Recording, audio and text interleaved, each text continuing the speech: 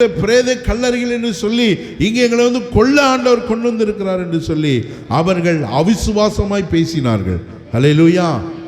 நல்ல முதல்ல கவனிங்க, அவிசுவாசமும் விசுவாசமும் எங்கே தான் இருக்குன்னா நம்முடைய இருதயத்தில் இருக்குது. சொல்லுங்க, எங்கே இருக்கு? இருதயத்துக்குள்ள இருக்குது. இப்போ ஆண்டவராக இயேசு கிறிஸ்து சொன்னார், இருதயத்தின் நிறைவினால் வாய் பேசும். சொல்லுங்க, இருதயத்தின் நிறைவினால் வாய் பேசும். இப்போ பாருங்க, இவர்கள் ஏன் ஆண்டவருடைய வார்த்தையை நம்ம படிக்கணும்னா, இதை படிக்க படிக்க படிக்க தான் உங்களுக்குள்ள விசுவாசம் பெருகும். அல்லேலூயா. ஒரு தேவையோடு நெருக்கத்தோடு நீங்க இருக்கீங்க.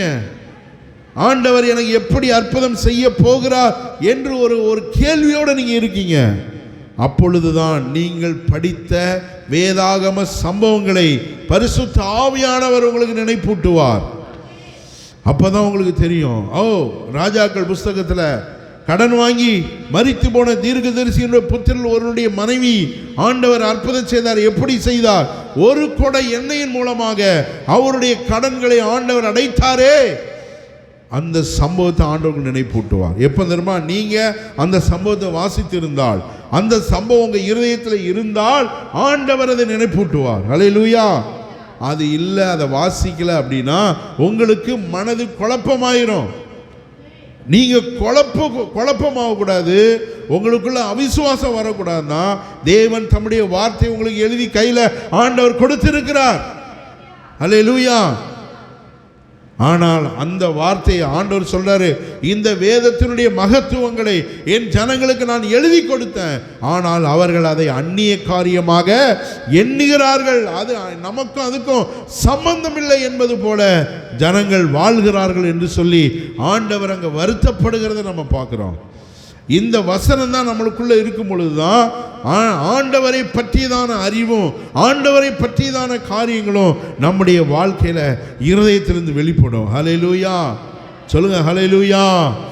ஆண்டவர் 12 வருடமாக பெரும்பாடு என்கிற வியாதி உள்ள ஒரு சகோதரியை நம்ம பைபிளில் வாசிக்கிறோம். இந்த சம்பவத்தை நாம் வாசித்திருந்தால் இது நம்ம மனசுக்குள்ள இருக்கும். ஹல்லேலூயா.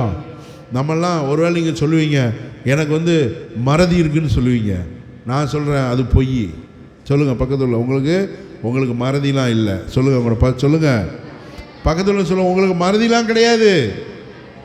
ஏன் தெரியுமா மறதி இல்லை? நான் சொல்கிறேன், 20 வருஷத்துக்கு முன்னாடி உங்கள் சொந்தக்காரி திட்டின காரியத்தை வார்த்தை மாறாமல் அப்படியே இப்போ சொல்கிறீங்க. அப்போ நம்மளுக்கு மறதி இருக்கா? சொல்லுங்கள், கிடையாது. சண்டையில் சாடமாடியாக பேசுனதை நம்ம இப்பவும் ஞாபகம் வச்சு சொல்கிறோம். அப்போ நமக்கு மறதியா? கிடையாது. ஆண்டவருடைய வார்த்தை உங்களுடைய வாழ்க்கையில் உருந்தா, உங்களுடைய பலவீனமான நேரத்தில் ஆண்டவருடைய வார்த்தை உங்களை பலப்படுத்தும். கை வைத்து ஆமென் சொல்லுங்க. ஹல்லேலூயா. ஆண்டவருடைய வார்த்தை, அதனால தான் சொல்கிறோம், தடுமாறும் பொழுது ஆண்டவருடைய வார்த்தை நமக்கு பலத்தை தரும். ஆண்டவருடைய வார்த்தை நமக்கு அமைதியை தரும். கடல் கொந்தளிக்குது, காற்றடிக்குது, கடல் பயங்கரமாக இருக்குது, புயல் அடிக்குது, படகு முங்க போகுது. ஐயோ ஆண்டவரே, எங்களை குறித்து கவலை இல்லையா? எல்லாம் கத்துறான், கதறான். ஆண்டவர் எந்திரித்து சொன்ன வார்த்தை என்ன தெரியுமா? அற்ப விசுவாசிகளே, ஏன் சந்தேகப்பட்டீர்கள் அப்படின்னு சொல்லி திட்டிட்டு ஆண்டவர் எல்லாத்தையும் ஒரு வார்த்தை, அவருடைய வார்த்தை அந்த நேரம் வரை கொந்தளித்து கொண்டிருந்த கடலையும் கொந்தளித்து கொண்டு அடித்து கொண்டிருந்த புயலையும் படகு முழுகத்தக்கதான சூழ்நிலைகளையும் ஆண்டவருடைய வார்த்தை ஒரு செகண்ட்ல மாத்திருச்சு. ஹல்லேலூயா.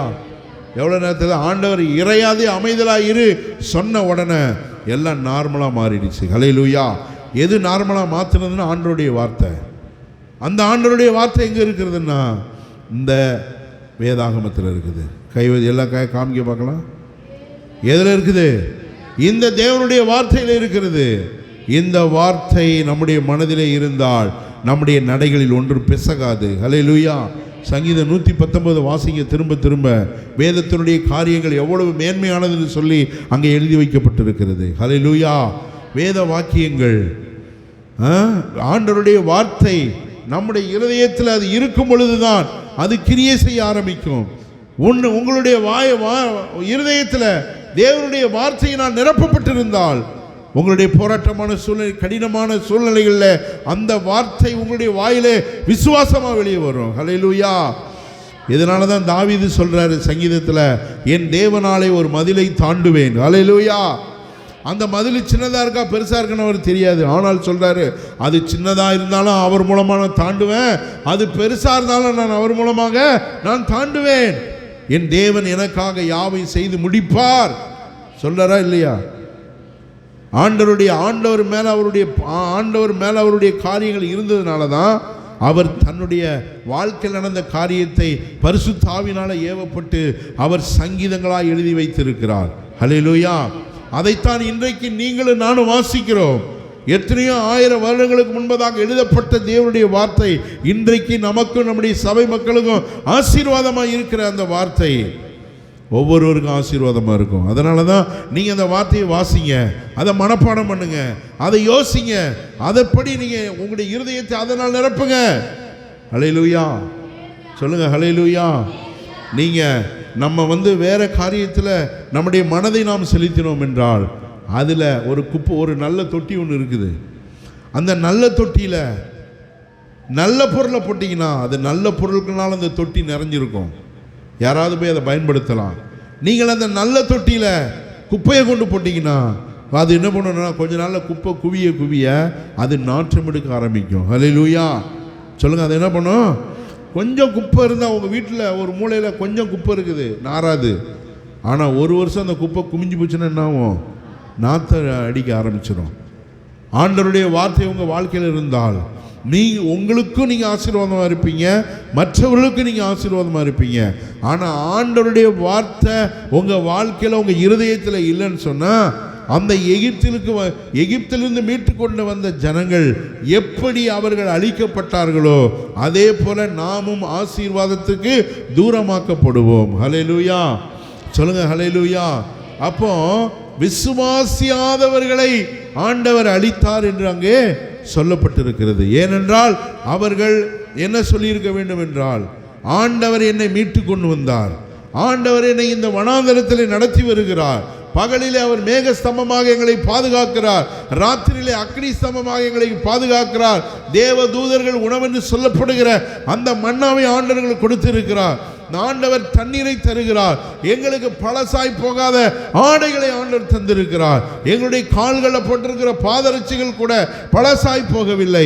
ஆண்டவர் எல்லா சத்துருக்களுக்கு முன்பதாக எங்களை ஆண்டவர் ஆசீர்வதித்திருக்கிறார். நாங்கள் காற்றையும் காணவில்லை, மழையும் பார்க்கவில்லை, ஆனால் எங்களுடைய வாய்க்கால்கள் எல்லாம் ஆண்டவர் நிரப்பி எங்களை நடத்தி வருகிறார் என்று சொல்வதற்கு பதிலாக அவர்கள் அழுதார்கள், அவர்கள் முறுமுறுத்தார்கள், அவிசுவாசமான வார்த்தைகளை சொன்னார்கள். காரணம் என்னவென்றால் அவர்கள் ஒரு விசை ஒப்பு கொடுக்கப்பட்ட அந்த விசுவாசத்திற்காக அவர்கள் தைரியமாய் போராடவில்லை. ஹல்லேலூயா.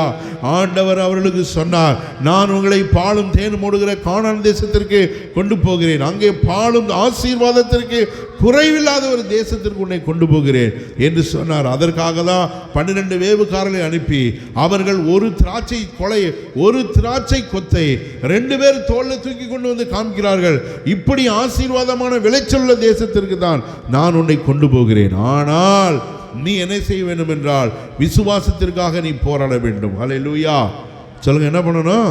விசுவாசத்துக்காக நீ போராடணும். உள்ளத்தில் என்ன இருக்குதோ அதுதான் வெளில வரும். உள்ளத்துக்குள்ள என்ன இருக்குதோ அதுதான் வெளில வரும். உங்கள் உள்ளத்தில் ஆண்டவருடைய வார்த்தையினாலும் தேவனாலும் தேவனுடைய காரியத்தில் நிறைந்திருந்தால் எந்த ஒரு கடினமான நெருக்கமான சூழ்நிலை உங்கள் வாழ்க்கையில் வந்தாலும் நீங்கள் விசுவாசமான வார்த்தைகளை சொல்லி அந்த சூழ்நிலை நீங்கள் உங்களால் உடைத்து போட முடியும். கைவித்து ஆமீன் சொல்லுங்க. ஆனால் இன்னைக்கு அநேகருடைய வாழ்க்கையில் என்னவென்றால் ஆண்டவர் எங்களை ஆசீர்வதிக்க வேண்டும். ஹல்லேலூயா. ஆண்டவர் எங்களுடைய தேவைகளை சந்திக்க வேண்டும். ஆண்டவர் எங்களுக்கு நாளுக்கு நாள் எங்களை உயர்த்த வேண்டும். அப்படியே உயர்த்தி கொண்டே போக வேண்டும். வாழ்க்கையில் கஷ்டம் வரக்கூடாது, பாடு வரக்கூடாது, கண்ணீர் ஒன்றுமே வரக்கூடாது. ஹல்லேலூயா சொல்லுங்க. ஹல்லேலூயா. அப்படிப்பட்டதான ஒரு வாழ்க்கையை எதிர்பார்க்கிறோம். ஆனால் இங்கே சொல்லப்பட்டிருக்கிறது, உங்களுக்கு கொடுக்கப்பட்ட விசுவாசத்திற்காக நீங்கள் தைரியமாய் போராட வேண்டும். ஹல்லேலூயா. தைரியமாய் நீங்கள் போராட வேண்டும். நீங்கள் போராடுவதற்கு உங்களுக்கு யுத்த கரி ஒரு ஆயுதமாக ஒரு வாளாக தேவனுடைய வார்த்தையை ஆண்டவர் கொடுத்திருக்கிறார். அந்த வார்த்தையினால தான் நீங்கள் பிசாசை ஜெயிக்க முடியும். ஆண்டவராகிய இயேசு கிறிஸ்து மத்தேயு 4ஆம் அதிகாரத்தில் சோதிக்கப்படும் பொழுது அவர் சொன்ன வார்த்தை, பிசாசன் சொன்னார், நீ தேவனுடைய குமாரனே ஆனால் இந்த கல்லுகள் அப்பங்களாகும்படி சொல்லும். ஆண்டவர் சொன்னாரு, மனுஷன் அப்பத்தினால மாத்திரமல்ல தேவனுடைய வாயிலிருந்து புறப்படுகிற ஒவ்வொரு வார்த்தையினாலும் பிழைப்பான். ஆண்டவர் அப்படி தேவனுடைய வார்த்தையை எடுத்து கொண்டு வந்த பிசாசை அதே வார்த்தையினால் ஆண்டவர் ஜெயித்தார். இன்னைக்கு நாமும் அந்த வார்த்தையினால வெற்றியை பெற வேண்டும் என்று சொல்லி தேவன் விரும்புகிறார். எல்லாம் கை வைத்து ஆமீன் சொல்லுவோம். ஹல்லேலூயா. உங்களுக்கு ஒரு விஷயம் ஒப்பு கொடுக்கப்பட்ட விசுவாசத்திற்காக நீங்கள் போராட வேண்டும். ஹல்லேலூயா. கள்ள போதகர்கள், கள்ள தீர்க்கதரிசிகள், கள்ள மெய்ப்பர்கள்